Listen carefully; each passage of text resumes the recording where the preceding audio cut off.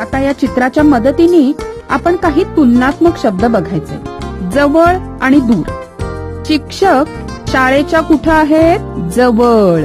आणि पोस्टाची पेटी शाळेपासून दूर आहे.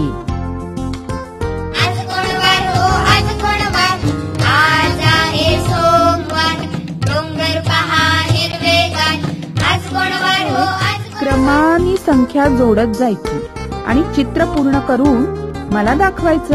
1 2 3 4 5 6 7 8 9 आणि 10. बरोबर.